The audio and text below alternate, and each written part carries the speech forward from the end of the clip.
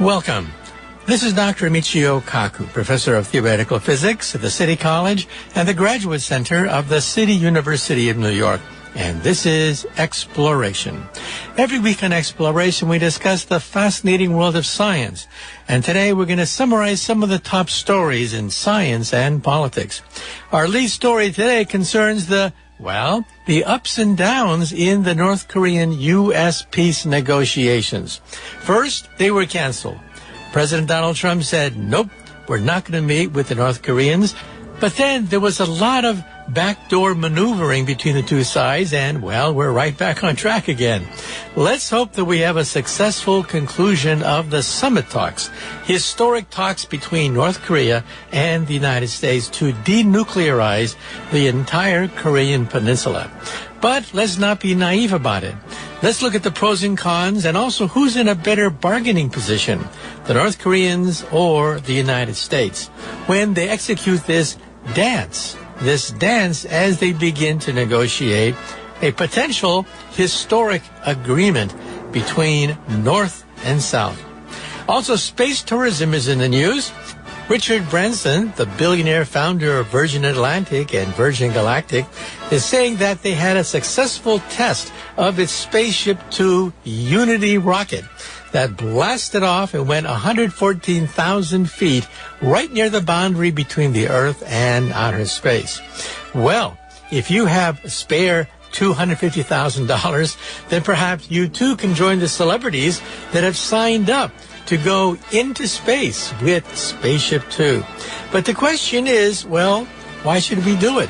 What are we going to gain? And of course, is it just a plaything for the rich and famous, or is it some real science involved there? And speaking about space planes, the Russians in March unveiled the fact that they have a new weapon that could, perhaps change the balance between the United States and Russia. And Putin, back in March, said that, yes, it's a weapon that can evade any kind of Star Wars defense shield around the United States. It's called the Hypersonic Glide Vehicle. That's a mouthful. However, is it a game changer? Will it alter the balance between the United States and Russia when we have a device that can reach Mach 10 to Mach 20? Is this a new era in the arms race? Well, we'll talk about that when we talk not about ICBMs, but about hypersonic glide vehicles. And then on the medical front, the United States is now urging its citizens to begin the process of testing yourself for colon cancer, not at age 50, but at age 45. Many epidemiologists and health scientists are alarmed at the fact that there's an increase in colon cancer among young people, and therefore the recommendation is to start having a colonoscopy or other kinds of tests starting at the age of 45. And so then the question is, what are the pros and cons concerning colon cancer, which is the second leading cancer in the United States? And speaking about the medical front, we'll also summarize some of the results in brain science. It turns out a new theory is being proposed that sheds light, we think, on autism and brain development. It turns out that scientists in the United Kingdom at King's College have identified not one but two major types of brain cells, go and no-go cells, which in turn may affect the balance of the brain. And the theory is that in autism, the balance between these two kinds of cells is thrown a kilter, and that may be responsible for autism. Well, we'll see. Well, let's just jump right into some of the top stories of the past week. The lead story today concerns the ups and downs of the negotiation between North Korea and the United States. Well, the first question is this rather unusual? Well, yes and no. You see, whenever the two superpowers get together to talk about things, or whenever great nations begin to size up the world situation, there's a lot of plus and minus that goes back and forth. However, most of it done quietly and diplomatically behind closed doors. Well, President Donald Trump is a businessman, not a diplomat, and a lot of the negotiations are right in the open. And the question is, are the talks going to take place? Well, we don't know. First, they were canceled. But now a dance has emerged between North Korea and the United States, and both powers realize that it's in their interest to keep the talks going. So now it's getting serious. Top diplomats from North Korea have now visited the United States, something that is unprecedented in the history of negotiations between North Korea and the United States. Journalists were invited into North Korea for a historic event, and that is the detonation of a major nuclear test site in North Korea. North Korea allowed these journalists to photograph the dynamiting of one of the major nuclear test sites. And so this is now serious. We're not talking about simply dickering over the shape of the table. We're talking about real concrete proposals being placed that could lead, perhaps, to denuclearization. Well, first of all, a lot of questions have to be raised. First of all, who's in a better bargaining position? Who's the one making the most concessions at the present time? And what's at stake? And what could go wrong? Well, first of all, if you take a look at it strictly from a bargaining position, it turns out that the United States is probably in a better position than North Korea. First of all, there are indications that the sanctions are hurting. That is, because the squeeze is being placed on North Korea in ways that were not done historically, it means that the North Korean economy is suffering, putting pressure on North Korea, which then has to rely more on China for 90% of its goods that come into that country. And so the United States is at a slight advantage there when it comes to bargaining over sanctions. Also, there are unconfirmed reports that the nuclear test site used by the North Koreans has collapsed. That's right. The last test was a test of a hydrogen bomb-like weapon, and it apparently was so great that it caused the mountain in which the tests are conducted to collapse. And of course, it takes a lot of effort to create a new nuclear test site, and you have to test nuclear weapons to make sure that they work in an actual war. So, in that situation, the North Koreans are at a disadvantage there, but they're trying to salvage it by allowing journalists to come in to witness the detonation of the nuclear test sites as if it was simply out of the blue. Actually, it was basically a statement that the North Koreans have not been able to safely test its own nuclear weapons inside a mountaintop. And third, the North Koreans are at a slight disadvantage because they have not yet demonstrated the ability to reliably strike the United States with an ICBM. The fact that they could hit the United States with a nuclear weapon, that is off the table. We know that it's possible because they have tested an ICBM, which in principle, if aimed toward the United States, would actually hit the US of A. However, how reliable is that test? That's the key word, reliability. First of all, the North Koreans have not demonstrated that their warheads can be aimed at the United States in a proper way to hit a city. And second of all, they have not demonstrated that the nuclear weapon will survive the re-entry. In fact, there are indications that the last test of a weapon by the North Koreans disintegrated just before impact, making it rather useless. So again, we don't know how accurate these North Korean missiles are. And second of all, we don't know the integrity of these missiles as they re-enter the atmosphere at hypersonic velocities. So in that sense, I think the United States has a slight advantage over North Korea when it comes to entering these talks. And then, what are the best case and worst case scenarios? Well, the worst case scenario is that the North Koreans once again play us for fools. Time and again, the North Koreans have said that, yes, they will begin the process of scaling back their nuclear arsenal, and basically they cheated. For example, the North Koreans have not one but at least 2 nuclear sites to enrich nuclear fuel. One at Yongbyon to enrich plutonium, and another secret one that enriches uranium. Well, that second uranium enrichment site was not on the table when the North Koreans engaged in talks with the United States. In other words, they cheated. So, in other words, there could be yet another cycle, a cycle in which the North Koreans seem to want to denuclearize, Then they benefit from it because of increased trade from the West and a reduction of sanctions, and then they cheat. And then we start all over again in the next cycle. And so in the worst case scenario, they cheat because, well, quite frankly, it's difficult to supervise a complete denuclearization of another country. However, let's be honest, there's also a best case scenario as well. And a best case scenario is, well, we saw what happened to China and the Soviet Union. In the case of the Soviet Union, well, they spent so much money on nuclear weapons that it helped to disintegrate their economy, leading to the breakup of the Soviet Union. And in the case of China, they adopted a form of state capitalism. So, in other words, in a best case scenario, maybe the government of North Korea will open up and join the family of nations so that their people don't have to starve to death in order to preserve the prestige and honor of their elite. So let's hope for the best case scenario. Let's hope that some kind of agreement can be made to denuclearize all of North and South Korea and begin the process of opening up North Korea to join the family of nations. Well, let's hold our breath because, as I said, in the worst-case scenario, perhaps we're being played for fools and the whole cycle will start once again. Also, news from outer space. Richard Branson, the billionaire behind Virgin Atlantic, has been sponsoring Spaceship Two. And that is a rocket plane that goes right to the border between the Earth and outer space, which is about 70 miles up from the surface of the planet Earth.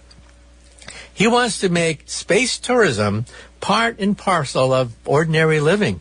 Now, if you have a spare $250,000, you too can join the long line of celebrities that have decided that they want to be up there with the space program.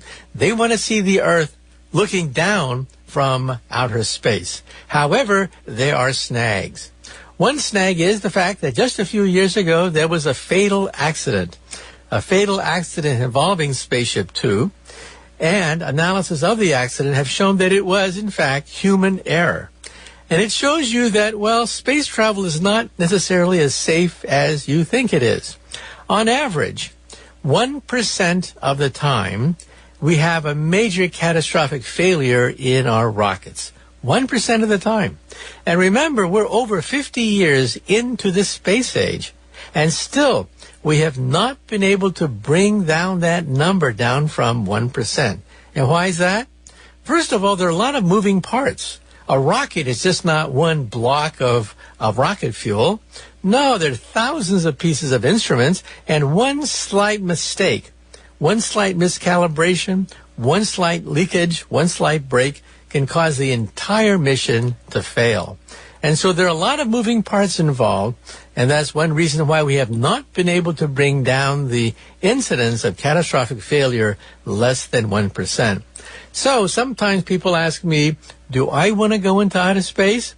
And I say to them, well, no thank you.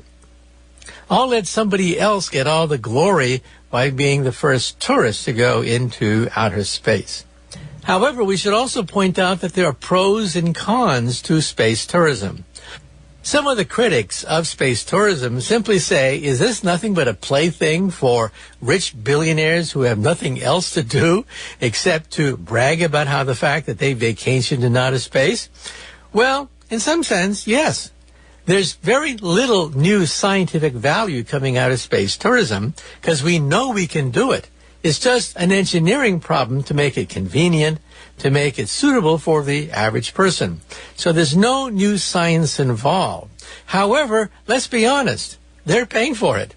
In other words, the taxpayers are not using their taxpayers' money in order to fund billionaires to have a plaything in outer space. So if billionaires want to spend $250,000 for a short ride into outer space, I say, well, why not? And just remember that it is probably inevitable that this will become commonplace. The richest man on earth, Jeff Bezos of Amazon.com, He has created his own spaceport in Texas. He doesn't have to go to Cape Canaveral. He has his own spaceport in Texas, and he is testing his rocket, the New Shepard rocket, which has undergone successful testing, and it is not a space plane. The Spaceship Two, being pushed by Richard Branson, is a space plane. That is, it looks like an airplane, but it has a rocket engine, and it piggybacks on a larger vehicle and then reaches the boundary between the Earth and outer space. Jeff Bezos has a slightly different scenario. New Shepard is a real rocket.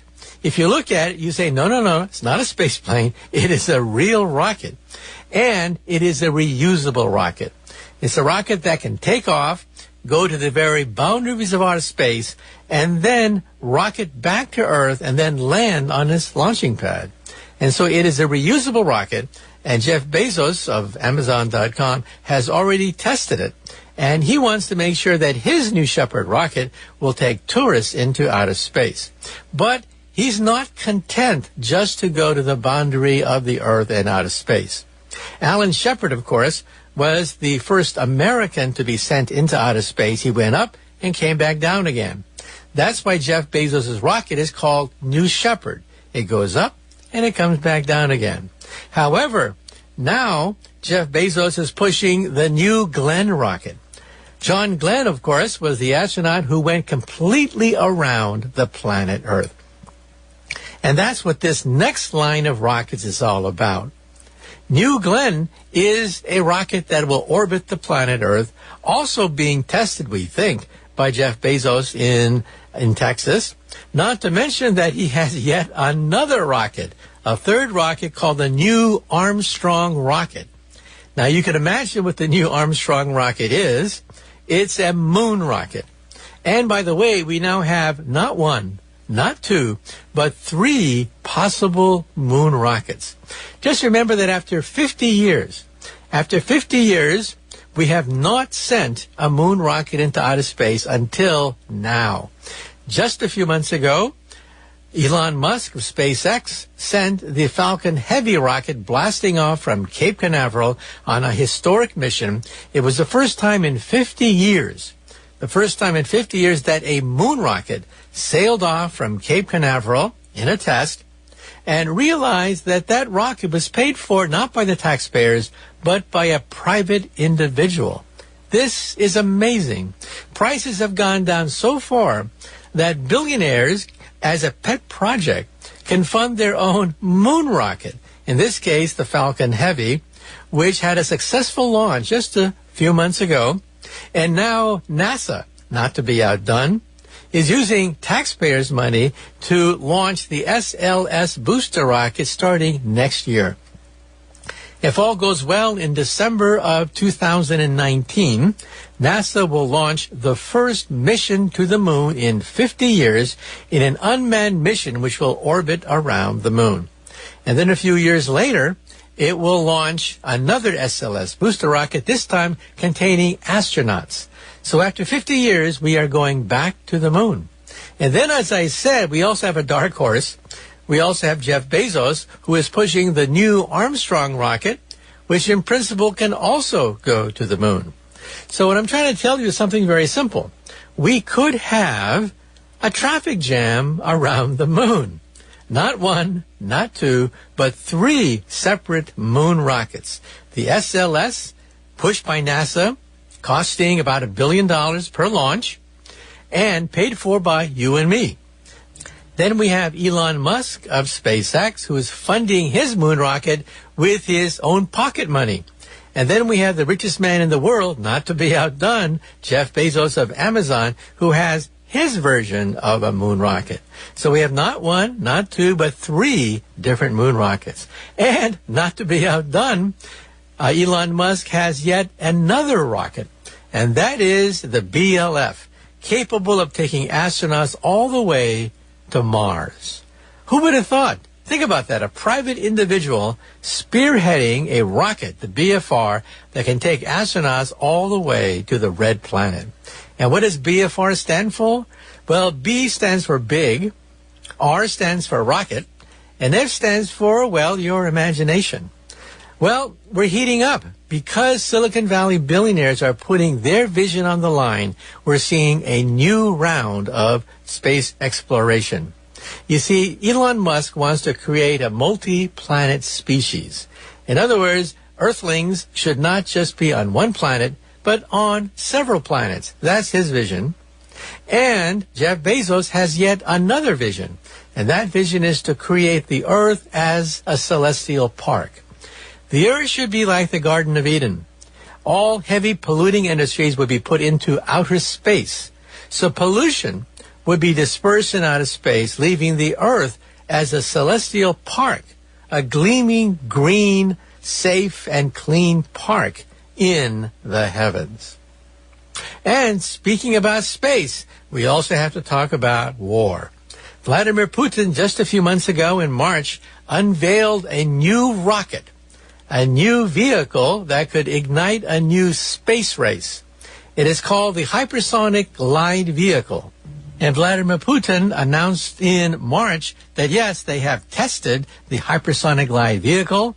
Yes, it will nullify America's Star Wars program, and it is a new weapon that has to be put on the table. Well, United States rocket officials have been scratching their heads wondering, what is the Hypersonic Glide Vehicle? Well, it turns out that the United States is also working on hypersonic glide vehicles. It tested one just a few years ago. The test was unsuccessful, but the Russians are now crowing about the fact that their hypersonic glide vehicle is successful and can neutralize America's Star Wars program. So what is this new rocket? First of all, it's not a rocket at all. It's a vehicle that rides on top of an ICBM. And usually the ICBM, when it hits the top of its trajectory, releases the reentry vehicles containing the hydrogen warheads, which then glide at hypersonic velocities and hit their target. That's called a nuclear war-fighting vehicle. However, a hypersonic glide vehicle is different. And that is, it's almost like an airplane. It also separates from the ICBM, but it can glide, it can maneuver at Mach 20 times the speed of sound, which is roughly 700 miles per hour. In that sense, it can then outmaneuver an anti-ballistic missile system, a Star Wars system, and that's why Vladimir Putin is crowing about the fact that he has perfected a hypersonic glide vehicle. Well, is this a game changer? Well, when it comes to nuclear warfighting, the answer is yes. But is it that dangerous? Probably no. And the reason is the United States and China are also experimenting with hypersonic glide vehicles, and they are very difficult to control. You are traveling at 10 to 20 times the speed of sound. Normally, a reentry vehicle simply glides and doesn't maneuver, but when you maneuver a craft at these velocities, all hell can break loose. The vehicle can spin out of control, and many analysts simply say it's not worth the risk to put so much money in a hypersonic glide vehicle. Also, news from the medical front. Doctors in the United States are alarmed by the fact that the incidence of colon cancer is rising. Colon cancer is the second leading killer of cancer in the United States.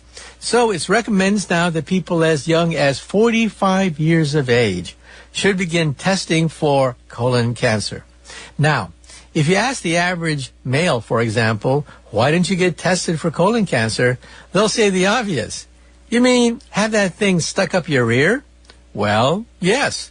A colonoscopy does mean having a rod stuck up your ear that then photographs polyps that are growing inside your colon, some of which could be precancerous. And get this, right on the spot, this device can clip the polyp and remove that danger all in one stroke. And you don't even feel it. You are under a mild anesthetic. You don't even feel the fact that you have this tube going up your rear and clipping polyps to make sure that you don't come down with colon cancer. In other words, it's definitely worth the risk. And also the brain is in the news today. Scientists in King's College, England, have announced the fact that they have a new insight into autism. Autism, of course, which is a horrible affliction of the young growing brain. Many children with autism simply cannot lock on to human behavior. Many of them never learn to talk. They don't make eye contact with you in some cases.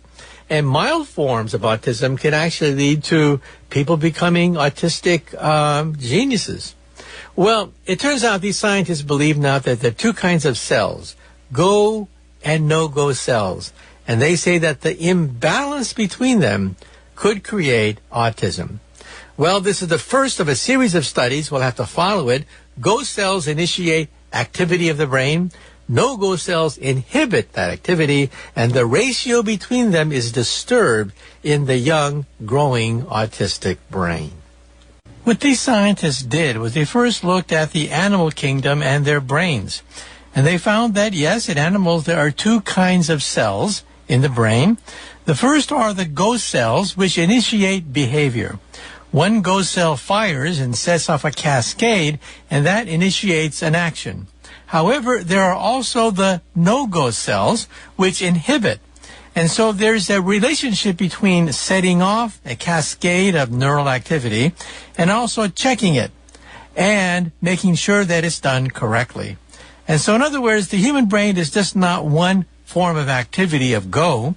It's a delicate dance between go and no-go. And what these scientists found is that throughout the animal kingdom, the ratio between go and no-go cells are more or less the same. However, they also found out that in animals with brain defects, with problems with behavior that seem to mimic autism, there's an imbalance. There are too many no-go cells and not enough go cells. And this happens during infancy. So in infancy, when the brain cells are being formed, the ratio between these two cells is set. And in animals which seem to mimic certain forms of behavior similar to autism, there's an imbalance. And so then the authors speculate, and this is of course speculation, that this could be one of the origins of autism in human beings. That when the brain grows in children, there's an imbalance between these two kinds of cells, and so the ratio between action and inaction is disturbed, and that could cause autism. Well, it's just a theory, and we'll have to keep track of how this theory develops with time.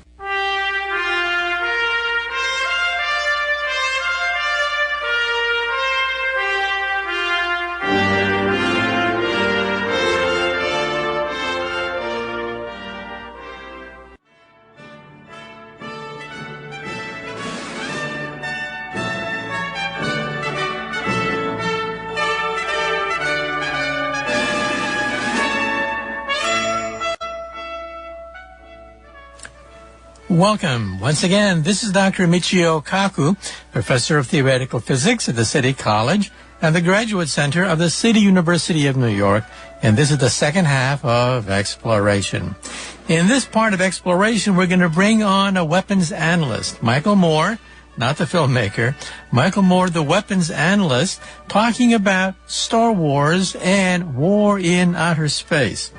As we mentioned earlier, in March, Vladimir Putin announced a new weapon, the hypersonic glide vehicle, a weapon that can travel at Mach 10 or Mach 20, up to 20 times the speed of sound. It rides on an ICBM and can go right through any Star Wars shield, at least that's the claim made by the Russians. And the question is, are we entering a new phase in the arms race? That is, war in outer space. Now, of course, at the present time, the great superpowers of the world are not shooting down each other's satellites. We're not talking about nuclear war taking place anytime soon. But the question is, are we entering a new phase of the arms race when we're putting weapons in outer space? What will a space war look like? And that's what we're going to talk about with Michael Moore, a weapons analyst, who has studied the whole question. Are we entering a new phase of the arms race? Not between two superpowers fielding ICBMs, but warfare in outer space. when we attack each other's satellites, when we try to penetrate Star Wars shields? That's what we're going to ask today with Michael Moore, the weapons analyst. The first question for you is, how did you first get interested in peace and disarmament issues? I've been interested in peace and disarmament issues all my adult life, and certainly after we had children, it became a more personal thing to me. I've always thought nuclear weapons were clearly immoral, and that goes back to the 1950s. And tell us about your involvement with the Bulletin of Atomic Scientists. Well, I became editor in 1991 and retired in 2000, and that was the end of the Cold War. Our circulation was slipping, and I told the board at my first board meeting we should be overjoyed that our circulation was slipping, because that meant the nuclear threat was waning. But I got involved because I wanted to do whatever I could to ensure that nuclear weapons were never again used. Okay. Now, most Americans don't know that there is a very fierce competition to dominate outer space. They heard about the Chinese test that took place several months ago, and many analysts were outraged that thousands of pieces of debris are now in orbit around the Earth as a consequence of the Chinese test. So first of all, tell us a little bit about the Chinese test. Well, it was a test in January of last year, and they smashed an alien weather satellite, a Chinese weather satellite, with a so-called kinetic kill weapon, which means they just ran into it, smashed it into many thousands of pieces. It replicated a test in a rough kind of way that we conducted in 1985. The Chinese test is interesting because the Chinese have wanted us to, us meaning the United States and the rest of the world, to negotiate a new outer space treaty that would prevent any kind of conflict in space and weapons in space and space-related weapons on the ground and so on. And we've dismissed that. Every time the Chinese have brought it up, we've dismissed the idea. And I regard it as a shot across the bow. The Chinese were saying, if you intend to dominate space, we're going to challenge you. But the Chinese would rather negotiate a treaty. Okay. Now let's say a few things about the past, because most people were caught flat-footed when the Chinese test took place, not realizing that there's a long history of this going all the way back to the beginning of the space age. So isn't it true that even with the launching of Sputnik back in 1957, there were voices talking about a potential war in outer space? Oh, absolutely. And President Eisenhower anticipated this kind of thing as early as 1955 and established a space for peaceful purposes policy for the United States, because he did not want to see the Cold War extended into space. He thought that would be very dangerous. Then after Sputnik, a lot of people criticized Eisenhower for being flat-footed on this issue. Actually, he wasn't. But he was widely criticized. Even his own Chief of Staff of the Air Force, Thomas Dresser White, argued publicly in February of 1958 that control of space should be the goal of all Americans. But Eisenhower resisted that idea. He did not want to be the first president to militarize space. He did not want to see the Cold War go into space. And that policy was followed by Kennedy and Johnson, and eventually became the Outer Space Treaty of 1967, an international treaty that is still in force.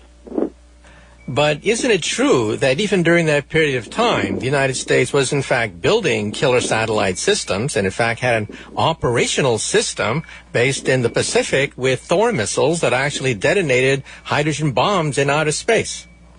It's true that the United States research systems, and the Soviet Union was very aggressive when it came to space. The Soviet Union, until the Outer Space Treaty, was testing various systems. The Soviet Union was even talking about putting hydrogen bombs in space or in suborbital space. There were two different systems they were talking about. And the United States was reactive in that respect. We did have a Thor system with a hydrogen bomb warhead that was to be used as an anti-satellite system. But it was a very limited system. We could launch two Thors, which wouldn't have made any real difference. And then the system was activated, but in a very clumsy kind of way. It was clear to everybody that we didn't want to use it. Nobody really wanted to use it. Then later on, we did test nuclear weapons in space, and one, the so-called Starfish Prime test, knocked out the electrical service in parts of Hawaii, and it killed a few satellites of other nations, and we realized that exploding nuclear weapons in space was not a good idea. And isn't it true that Robert McNamara began to be a little bit skeptical about shooting hydrogen bombs in outer space because it would create an electromagnetic pulse? In fact, wasn't this the first time we've ever seen an electromagnetic pulse in action that could wipe out our own communication systems? You're absolutely right. The electromagnetic pulse was perceived as very dangerous to our systems and to other kinds of systems, military and civilian. And didn't Robert McNamara actually go ahead and try to deploy a anti-ballistic missile system called the Sprint, which never became fully operational and wasted billions of dollars? He did. He was very skeptical of it. He was pushed into it by hardliners on the right, and it was viewed as a anti-Chinese system. It was pretty well understood by then that we could not defeat a Soviet attack, but we believed that the Chinese would someday have missiles, and then this system would at least defeat a small Chinese attack. But it was only operational for a few months, and billions of dollars were spent. It was not popular with anybody except the aerospace industry and certain senators and congressmen. Okay, so we went through the 60s and 70s, and then in the 80s, President Ronald Reagan changes the whole landscape by talking about Star Wars, and people were talking about Buck Rogers-type laser particle beam accelerators in outer space, zapping things from outer space. What happened to the original Buck Rogers schemes? Well, Ronald Reagan's Star Wars scheme was kind of fantastical. He was sold on it by Edward Teller and some other people, and it was viewed as an anti-ballistic missile system, and we would have anti-ballistic missile systems in space. We would have battle stars in space and so on and so forth. It was a kind of a crazy thing. I have to say Ronald Reagan was far-reaching in one way. He believed that the mad system of mutual destruction was literally mad. He wanted to get rid of nuclear weapons, and he believed that the Star Wars system would do that. Meanwhile, there were people on his staff and in his administration who viewed it as a way of advancing space control.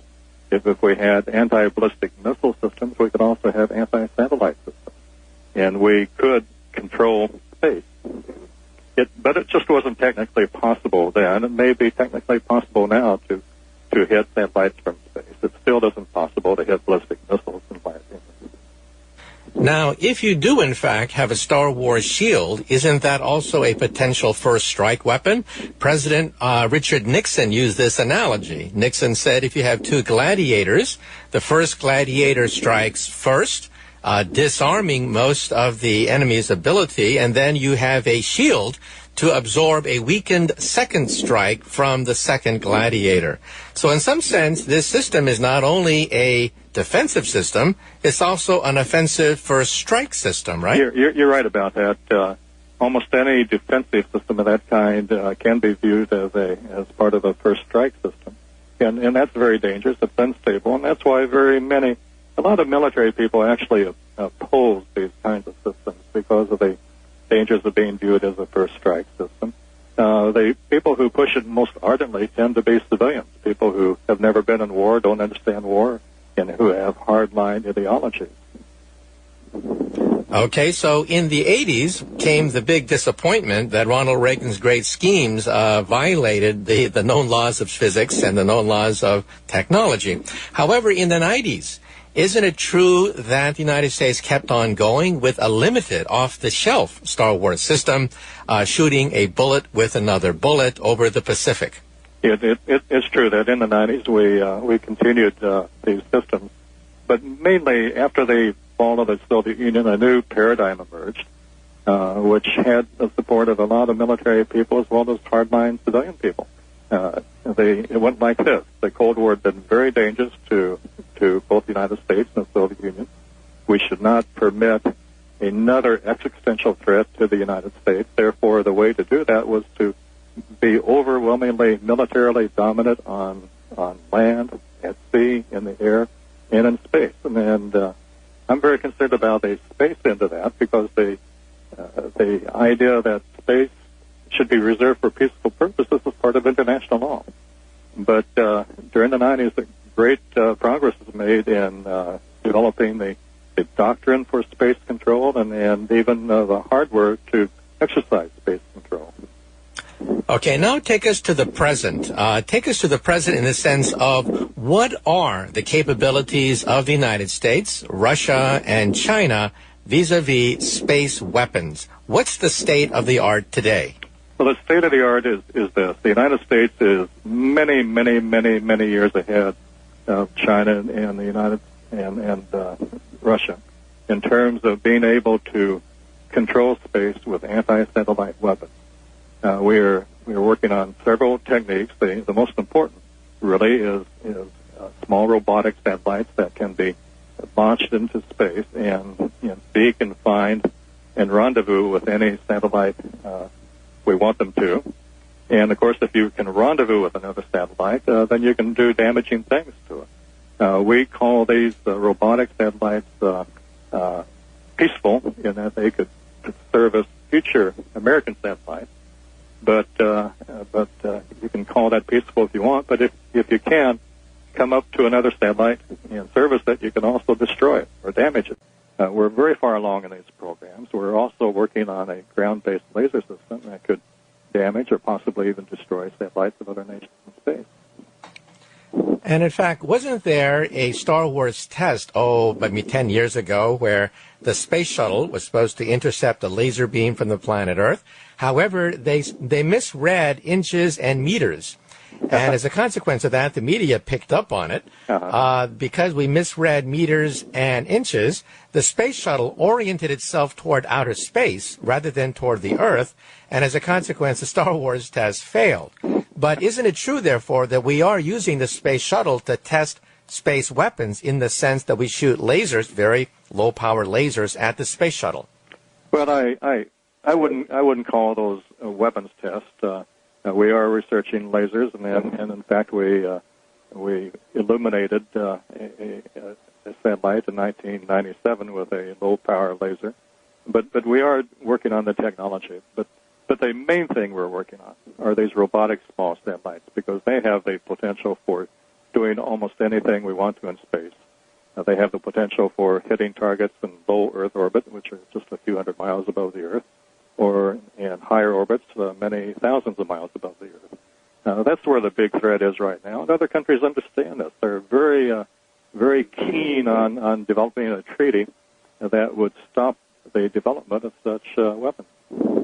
Now, isn't it true that smaller nations like India, being outgunned and being overwhelmed by U.S. technology, have issued some dark threats that they may launch what is called a keg of nails? A keg of nails would be a barrel of nails with gunpowder inside, very low tech.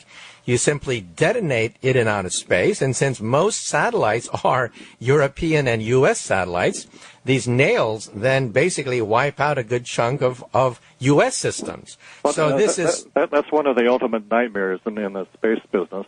It's very easy to destroy a satellite, any kind of satellite of any size, by putting debris, pellets, gravel, nails, whatever, in the orbital path. And then that idea has been around for at least 40 years. And it's a terrible thing. If you do that, and if you do several of those, you could ruin the space almost forever. Now, the question is, who would suffer the most if there is a showdown in outer space? The Chinese have an expression, never pick up a rock only to drop it on your own feet. Now that the United States is reaching for superiority in outer space, the question is, will it drop it on its own feet? So who would suffer the most if war breaks out in space? Well, you're getting to the heart of an important issue, a dispute between a lot of high-level military people, mainly in the Air Force, and civilian hardliners. The high-level military people in the Air Force tend to argue we have the most to lose, meaning the United States. About 850 active satellites are in orbit, and about half of those, a little bit more than half, are American. So if we ever had a conflict in space, we would stand the risk of losing many, many, many of our own satellites. So the argument, and I've heard this from colonels and generals, the argument is, why are we being so belligerent in our space policy? Why are we using rhetoric and developing hardware that might start another arms race? Because if the arms race ever turns into a conflict, we do have a lot to lose. Now, if you have two gunfighters about to shoot it out at OK Corral, and one gunfighter grabs sand and throws sand in the enemy's eyes, blinding the enemy, that's like space war, in which case the blinded gunfighter then shoots randomly in all directions.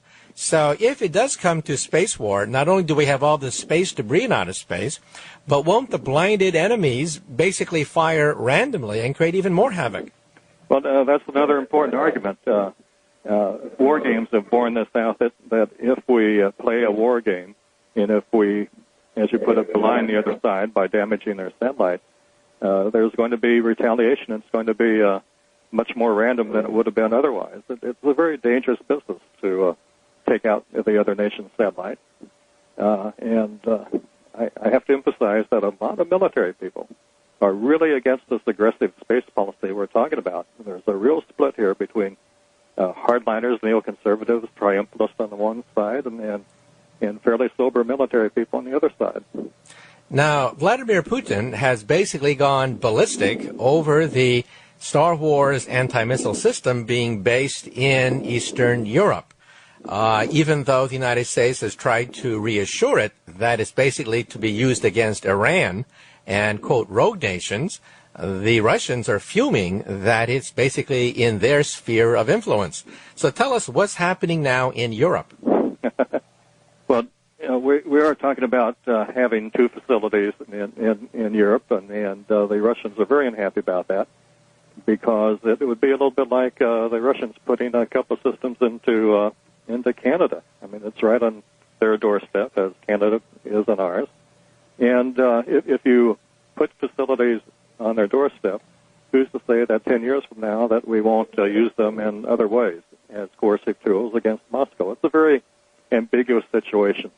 Countries or national leaders look at the intentions of other countries, but they mainly look at capabilities. Intentions can change, but capabilities do not change so easily. And if one country has a lot of power in one area, they may say, we will not use it now, but 10 years from now, the intentions may change, and the Russians are very conscious of that. And Putin even raised the stakes last year when he put his weapons basically on alert status and threatened Europe with nuclear retaliation. So this is really upping the stakes, right? And while in the United States there's almost no publicity around this, the Russians are fuming. But they're fuming, but this alert business is rhetorical. Both countries, both the United States and Russia, have weapons on alert, and they say they're detargeted, but it's just it would take a matter of minutes to retarget them. It's done for rhetorical effect. It's not a strategic change, in my opinion.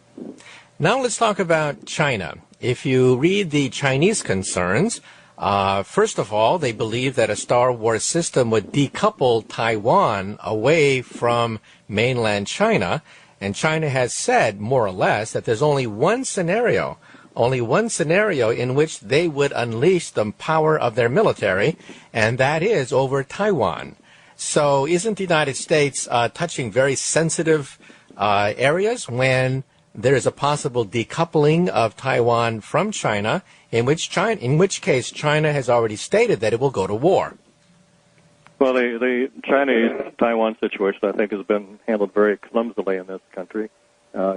You're quite right. The Chinese will not tolerate a true independence move by Taiwan. On the other hand, the Taiwanese tend to act very independently in many areas, and we have sold them weapons for years and years and years. It's always a tense situation, and the space assets used for military purposes have accentuated this. One of the favorite war games being played in the military over here is what if the Chinese launch a surprise attack against satellites, which are, in effect, surveilling China and Taiwan? What if they blind us? What do we do then? And this is kind of a silly scenario. The Chinese have no interest in taking on the United States militarily. They make goods for the United States. They make goods for the Western world, and they need those jobs. Meanwhile, we need the Chinese. The Chinese are buying roughly $200 billion worth of treasury notes and bonds every year. That keeps our interest rates low. We're in bed together financially, economically, so why would there be a military challenge from China? Why can't we cooperate? We're in a new century. I think the old Cold War paradigms don't work anymore. Now, it's been noted that even a limited Star Wars shield might conceivably be affected not against 1,000 missiles, but against 20 missiles. And it's also been pointed out that the Chinese have approximately 20 missiles that might be able to reach California. Now, given the mathematics of the fact that even a limited Star Wars system might be affected against a full-scale Chinese attack on California, isn't that concern on the part of the Chinese? It's been a concern since the 70s. Our limited, so-called limited missile defense system proposed in the 70s was advertised by McNamara as an anti-Chinese system. And war games today still look at the Chinese threat, I put threat in quotation marks, and in the anti-ballistic missile system, which we advertise as being aimed at North Korea and Iran, is viewed by very many military people and hardliners as an anti-Chinese system, as a way of hedging our bets against the so-called Chinese threat. The Chinese understand this perfectly well. Everybody in the military space business understands that it well, too. Our anti-ballistic missile system is not aimed at North Korea or Iran. It's aimed at China. And let's say a few things about Iran. It was just announced yesterday that Israel, senior officials in Israel, have just announced that it appears as if an attack on Iran is inevitable. So some people say, in defense of a Star Wars-type shield and Star Wars-type funding, they say that warfare in the future will be waged from outer space, like the Persian Gulf War. Most of that was actually waged from the air rather than from the ground. So what do you say to those people who say that in order to defend Israel or in other regional conflicts, we have to dominate space? Well, I say to those people that it's fantastical that aggressive moves in space are more likely to start a war than to prevent a war, more likely to start an arms race than to prevent an arms race. I believe in this century the way forward is simply to sit down and talk and see if we can negotiate a treaty that would prevent any nation from dominating space or having the capability to control space. In fact, since 1981, delegates to the UN have voted every year since 1981 to ask the Conference on Disarmament to sit down and draft a space treaty, a new space treaty, that would prevent an arms race in space. Every year they vote for that, and every year the United States blocks any such discussions at the Conference on Disarmament in Geneva. So now let me ask you a purely hypothetical question. Let's say all the talks break down. What would a worst-case war look like in outer space? Well, when you say it's a worst-case scenario, it truly is. And what it would look like, basically, would be that other countries would smash satellites with kinetic kill weapons. We might not smash satellites. We might use other methods of damaging or destroying satellites of other nations. But in any event, you're going to end up with a lot of debris in space, in low Earth orbit space. And if you do that, you're likely to render space useless for any purpose for many hundreds of years, if not thousands of years. If you create a lot of debris in space, and already we have nearly 18,000 pieces bigger than my fist circling the Earth, and those are big enough to destroy any satellite, including the space station. If you create enough debris in low Earth orbit, you make space unusable. That means you can't replace communication satellites and global positioning satellites and weather satellites as they wear out. and the global economic system would collapse.